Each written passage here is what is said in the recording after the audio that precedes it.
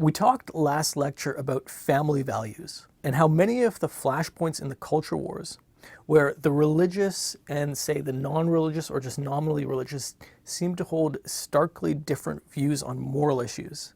So things like abortion, gay rights, and contraception. And we talked about how the ultimate reason behind why the religious seem to have these commitments to those moral issues is rooted in cultural group selection. Those societies which had religions which encouraged the types of norms that led to high rates of fertility and low rates of intrasexual competition meant that those particular groups would grow stronger, would be able to outcompete the other groups and thus outlast the other cultures. And so today, the religions that we see bear the legacy of that competition of ideas. Now, one of the most prominent theories in moral psychology works on this particular distinction between what's good for the individual and what's good for the group. And this is called moral foundations theory. It was pioneered by the social psychologists John Haidt and Craig Josephs. So moral foundations theory tried to explain the diversity of moral commitments in different groups, why different groups seem to emphasize different things in terms of deciding what's wrong or right. And to do so, what it did is it fractionated all of morality into 5 or 6 what they called moral foundations. That is, 5 or 6 values that seem to guide our decisions about what's wrong and what's right. Now, 2 of those were what's called the individualizing foundations. These were harm, which is something is wrong if it actually hurts somebody, causes somebody harm, and fairness. So something is wrong if it's somehow unjust or inequitable. Now, in contrast to those individualizing foundations, which are meant to respect the integrity of the individual, there's 3 other foundations, which together are called the binding foundations. And these are meant to enhance group cohesion. So these 3 are, first, authority and obedience. So something is wrong if it violates the natural hierarchical order. So something like disrespecting your parents or the police. Second, group loyalty. So something is wrong if you're being somehow disloyal or traitorous to the group. And then finally, purity. So something is wrong if it violates sacred rules or codes of decency. And so one of the often used examples is a dead chicken. There's nothing that hurts somebody, there's nothing which is necessarily unfair or disloyal about it, but somehow it seems impure. You shouldn't dead animals. So not all cultural groups seem to emphasize each of these moral foundations equally.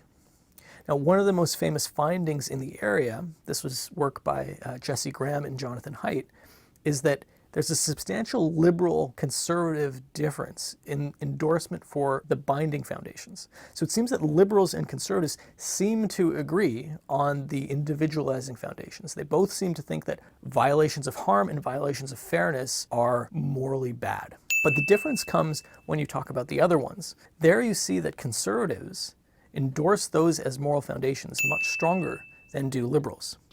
So in Graham and Haidt's view, this is the cause of some of the fundamental political disagreements between liberals and conservatives. They just seem to disagree fundamentally on what makes up what's wrong or right. Liberals are singularly committed to harm and fairness and basically ignore, more or less, the binding foundations, which seem to be the things which really animate conservatives. So when there's an issue that comes up which violates binding foundations, but doesn't violate harm and fairness, liberals seem to have no problem with that, but conservatives do. And so they end up morally talking past each other. Now, Haidt says that for most of human history, and still for most cultures around the world, there's a relatively equal endorsement of all 5 of these foundations. But since the Enlightenment, a small pocket of Western culture has de-emphasized those 3 binding foundations.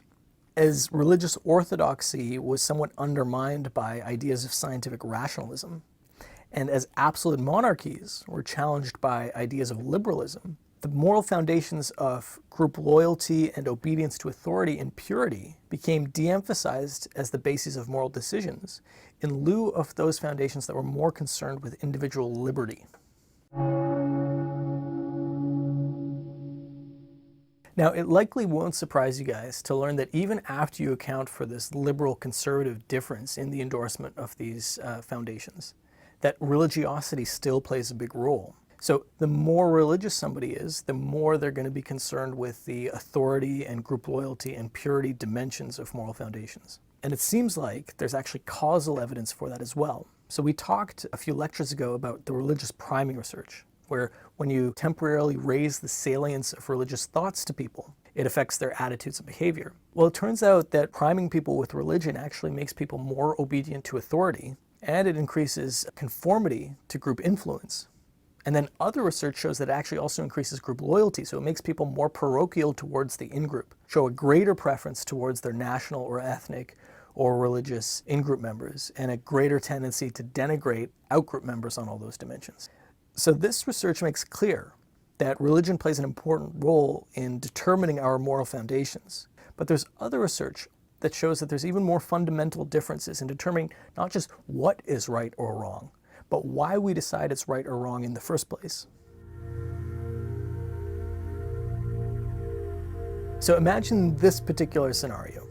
Your spouse is dying of a rare form of cancer, and there's one drug that can save his or her life, but it's an expensive drug, and you don't have the money to pay for it. And you've exhausted all your possibilities for borrowing the money to pay for it, and the pharmacist can't give you a break on the drug. But it's going to save your spouse's life. So the question is, do you break into the pharmacy and steal the drug? Or imagine this scenario. You've apprehended a terrorist who's hidden bombs around the city in crowded areas. But knowing his Miranda rights, he refuses to divulge the location of the bombs until his lawyer comes. But you don't have time for his lawyer to come. So you know that you can't legally get him to tell you the locations of the bombs. But if you don't get him to tell you that, people are going to die. So here's the question. Do you torture him? Should you? Or imagine that there's a runaway trolley and it's speeding down the track towards 5 people who are tied to the track. Now, if the trolley makes it to them, it will kill them. But you are standing on a footbridge that goes over the track, and in front of you is a very large man. Now, you know, beyond a shadow of a doubt, that if you push this large man off the footbridge, he will fall in the path of the trolley, and his girth will stop the trolley from hitting those other 5 people. You can't do it yourself because you're a skinny guy. Should you push the large man to his death and save the 5 people? So how does one navigate this moral complexity? Well, it depends on how you see morality and where you see the source of your morality coming from. This is what philosophers call metaethics, which is your overarching understanding of how to tell wrong from right. These philosophers, and increasingly psychologists, discuss 2 forms of metaethics that were at play in the scenarios we just talked about. One of these is called consequentialism, and that determines what is right and wrong based on the utilitarian outcome. So the consequence of each action in terms of how much welfare and suffering it causes. Under this view, it might be worth torturing that terrorist because yes, you're doing something distasteful, but you're doing it for the greater good. The other perspective is called deontology, or what could be considered rule-based morality. So deontology appeals to universalizable rules or duties that everyone is obligated to follow regardless of the consequences. And that's where religion comes into the picture.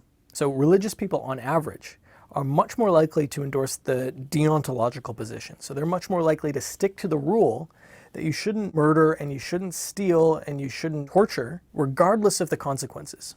So the key figure in this research is the social psychologist Jared Piazza. In one study, Piazza and his collaborator Justin Landy straight up asked people whether committing certain unethical acts, be it cheating or stealing or lying or murdering or whatever, was morally permissible if, and I quote, it'll produce greater good than bad consequences. The non-religious respondents were more likely to agree, whereas the religious respondents were more likely to say that it is impermissible to violate that rule, even if it results in a net utilitarian benefit.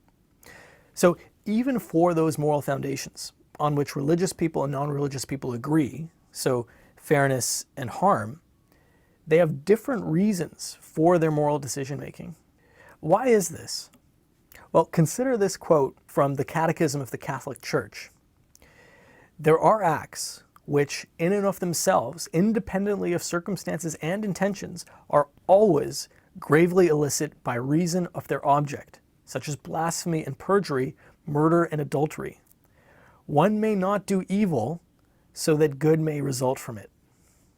This is nearly the very definition of deontology. So from a proximate perspective, the reason why moral rules are to be inviolably respected by the religious is because they come from divine sources.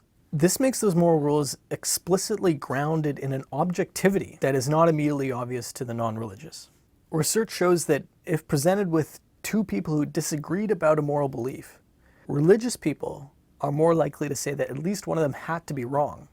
That is, that there's an objectively right answer. On the other hand, the non-religious people were more likely to say that neither party need be incorrect. The moral belief could be dependent on each party's perspective or culture. And again, this correlational research has been supported by priming experiments, showing that there's this causal connection between religion and this form of metaethics. So two Turkish psychologists showed that activating religious thinking leads people to see moral decisions as more objective and less subjective. More remarkably, they also found the opposite causal direction, that when people are persuaded to see morality as more subjective, they actually become less confident in their belief in God. So if the proximate reason for why religious people hold this more deontological and objective moral stance is that it originates from divine commandments, then what's the ultimate reason for it? By this point in the course, you guys probably miss Slingerland. So let's go ask him. So is there something about religiously inspired morals that has a particular power to it? Yeah, I think the most helpful concepts for exploring this issue come from Charles Taylor, Canadian philosopher Charles Taylor. So Taylor distinguishes between what he calls weak evaluations and strong evaluations. So weak evaluations are something like, I like vanilla ice cream. So I like vanilla ice cream. I don't get upset when people like chocolate ice cream. I don't think people who eat chocolate ice cream are bad. I don't try to make them eat vanilla ice cream. He argues that these kind of evaluations are very different from what he calls strong evaluations, which I think we could also call moral evaluations. So these are things like slavery is wrong. Now, what's distinct about strong evaluations in his view is that they are intolerant in his language. So it's not, I don't say, well, I think slavery is wrong, but if you want to enslave people, go ahead, that's your thing. When we have a strong evaluation, we want to impose it on other people. It also inspires strong emotions. We get upset when people violate strong norms. What I think is so powerful about Taylor's picture, though, is he also allows us to see how people who are not explicitly religious are often making reference to metaphysical entities when they're defending their strong evaluations. So this is the controversial part of Taylor, is he's claiming that actually, as a psychologically healthy human being, you can't not make moral judgments. All psychologically healthy human beings make strong evaluations. And those strong evaluations, consciously or not, are always linked to metaphysical entities. And so even someone who claims they're an atheist and says, no, I only ground my morals in facts about the world, what we know about empirical facts of the world, Taylor's arguing if you dig a little bit deeper, you see there are metaphysical skeletons in the closet. So if you push people on, well, why do we respect people's right to choose? They revert to something like human dignity or human rights. There's nothing scientific about human rights or human dignity. These are arguably metaphysical concepts that have no empirical bearing. You can't x-ray someone and show where their human rights are located. And arguably they come from Christianity. So at least in the West, these ideas are basically taken from Christianity, and then really overt theological language around them is stripped out. But the structure has not changed. If you really are just a utilitarian, let's say we have 5 patients who are all in need of different organs, and they're going to die tonight if they don't get them. And you come in to deliver, yeah, it's you. You come in to deliver a package, and we're like, hey, do the calculus, right? We should just kill you, butcher you, take your 5 organs and give them to those 5 people.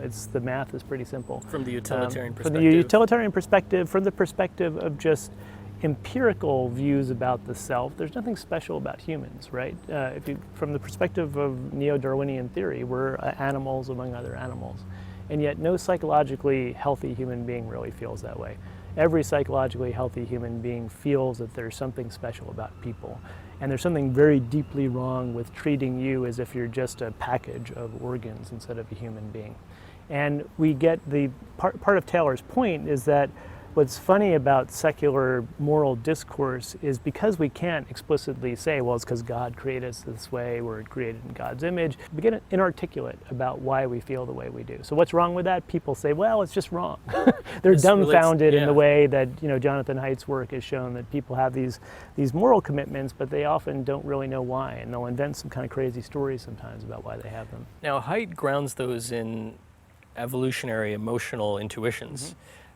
Which aren't necessarily the same as these metaphysical commitments. Really what's going on when I say that it's not okay to cut you up and take your organs probably is just I'm going, ugh. That's right. That's really what's driving it, right? But then if I have to justify it, that's when I start invoking something, and just preference is not enough. I can't just, my feeling is strong enough that it's not satisfying for me to say, well, I personally don't like to cut up people and take their organs. You really want to make a stronger claim, I think, to match the strength of the emotion. And so that's where people start making reference to metaphysical entities. It violates his human rights. It's against the dignity of human beings to treat them in this way. So that's where I think we can talk about a naturalistic hybrid of Charles Taylor's view and what we know coming out of moral psychology about the emotional nature of moral judgments.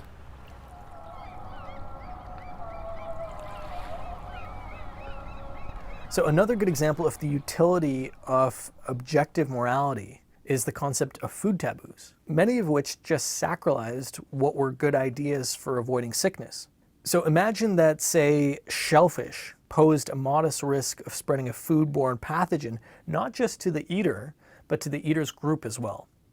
You could rely on each individual to do the cost-benefit analysis, figuring out how risky it is for them to eat versus the benefits that they might get from actually satisfying their hunger.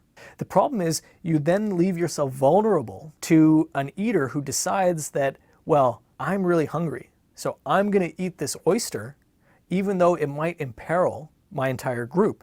In other words, you leave yourself vulnerable to a selfish shellfish eater. There are serious risks to having morality come unmoored from some sort of sacred or objective metaphysical grounding. First, people tend to preferentially trust those who follow deontological rules rather than weighing out the consequences each time. Recall that moral scenario that we talked about earlier with the runaway trolley going down the track. Now, think about how you would feel about somebody who ran the calculations that 5 is greater than 1 and thus pushed the large man to his death, thereby saving the 5 people who are tied to the track, versus somebody who staunchly refused to do so based on the principle that killing is wrong, even if not doing so would lead to more death in the end. Well, it was recently shown in a paper by Jim Everett that in study after study, people found that the person who refused to push the large man to his death was more trustworthy and was somebody that they would prefer to work with, even if those participants themselves believed that the more ethical thing to do was to push the man. In other words, even consequentialists preferred deontologists. Why? Well, for one, the deontologist is more predictable. Because they stick to hard and fast rules, you always know what they'll do in any given situation. And secondly, as Everett and his collaborators say in the paper, deontology provides less wiggle room for rationalizing defection than does consequentialism. And here, the evidence actually suggests that those trust judgments might be on the right track. Priming research has shown that seeing morals as objective actually increases charitable behavior and decreases willingness to steal, because a fixed rule is one that you can't talk yourself out of. In contrast, exposing people to arguments for a more subjective and relativistic basis for moral behavior increases cheating. So there are concrete behavioral benefits to seeing morality as comprised of unshakable rules. Now, that by no means means that the deontological approach is unequivocally better. The very consistency that makes the divine rule-based approach so trustable and predictable also makes it problematic. Non-negotiable, unchanging rules are prone to becoming outdated and overly narrow, especially in diverse and dynamic, fast-changing communities. In his landmark book, Moral Tribes, the philosopher and neuroscientist Josh Green makes a good argument that the utilitarian approach, which seeks to maximize the greatest good for the greatest number, can serve as a universally applicable, what he calls metamorality, that can transcend provincial divisions in a world that has many different cultures with many different rules. But it's not willy-nilly that religious ethics are rooted in deontology and moral realism. It streamlines and makes predictable and empowers moral decision-making. But figuring out what is right and wrong is just one part of the morality equation. The other component is compliance. We'll talk about that in the next lecture.